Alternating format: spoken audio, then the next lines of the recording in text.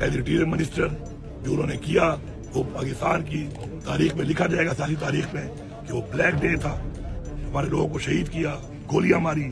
یہ ہوگی 26 نومبر کی بات. ٹھیک ہے، اس سے پہلے بھی میں نے یہی کہا ہے، آج بھی میں یہی کہتا ہوں. اب جو دوسری بات یہ ہے کہ میں نے یہ کہا کہ محسن نقوی نے کوشش کی ہے، بہت زیادہ کوشش کی ہے وہاں بیٹھ کر گورنمنٹ ریسٹوریشن پہ، اس طرف جو لوگ بیٹھے ہیں ان میں، تو کسی لیے نہیں کی عمران خان کی رہائی کے لیے.